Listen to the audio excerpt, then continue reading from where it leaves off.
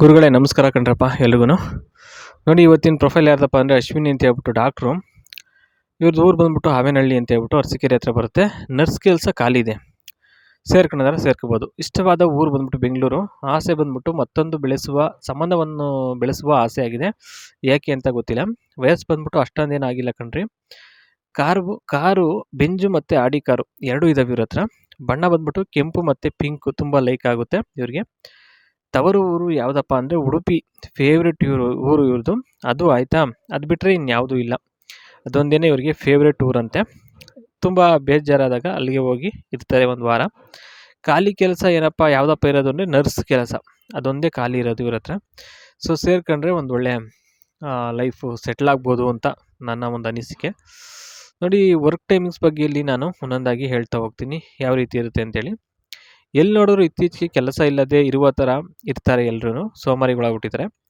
ಕೆಲಸ ತುಂಬ ಇದೆ, ಆದರೆ ಮಾಡುವುದಕ್ಕೆ ಸೋಮಾರಿಗಳಾಗಿದ್ದಾರೆ ಅಷ್ಟೇ. ಎಷ್ಟು ಬೇಕಾದರೂ ಅಷ್ಟು ಮಾಡಿಸಿಕೊಳ್ತೀನಿ, ಆದರೆ ಮೊದಲು ಕೆಲಸ ಮಾಡಬೇಕಷ್ಟೇ ಇವ್ರಿಗೆ. ಯಾಕೆಂದರೆ ಕೆಲಸ ಭಾಳ ಮುಖ್ಯ ಆಗುತ್ತೆ. ಆ ಒಂದು ಕಾರಣಕ್ಕೋಸ್ಕರ ನರ್ಸ್ ಕೆಲಸ ಏನು ಅಂತ ಹೇಳ್ತೀನಿ, ಅದನ್ನೇ ಮಾಡಿದರೆ ಸಾಕು, ಇನ್ನೇನು ಬೇಡ. ಬುದ್ಧಿವಂತಿಕೆ ಉಪಯೋಗಿಸಿ ಏನೇನೋ ಮಾಡೋದು ಬೇಡ, ಓಕೆನಾ. ಇರೋದನ್ನು ಏನಿರುತ್ತೋ ಅದನ್ನು ಹೇಳ್ತಾರೆ, ಅದನ್ನು ಅಚ್ಚುಕಟ್ಟಾಗಿ ಮಾಡಿದ್ರೆ ಸಾಕು ಅಂತಕ್ಕಂಥದ್ದು.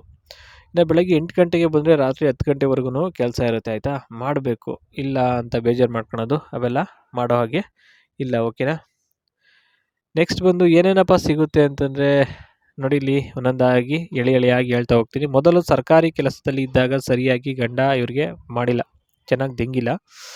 ಅದಕ್ಕೆ ಅಂತ ಕೆಲಸವನ್ನು ಬಿಟ್ಟೆ ನಂತರ ಒಂದು ಪ್ರೈವೇಟ್ ಕ್ಲಿನಿಕ್ ಹಾಕಿಕೊಳ್ಳಲಾಗಿದೆ. ಅಷ್ಟರಲ್ಲಿ ಗಂಡನದ್ದು ಬಾಳೆಹಣ್ಣು ಮೇಲಕ್ಕೆ ನಿಲ್ಲುತ್ತಿರಲಿಲ್ಲ, ಹಾಗಾಗಿ ಸಮಸ್ಯೆ ಆಗಿತ್ತು.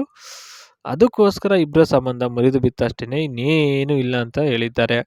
ಅಂದರೆ ಇನ್ನು ಬಾಳೆಹಣ್ಣೇ ಚೆನ್ನಾಗಿಲ್ಲ ಅಂತಂದರೆ ಸ್ನೇಹಿತರೆ, ಇನ್ನೇನು ಕೇಳಲ್ವಾ.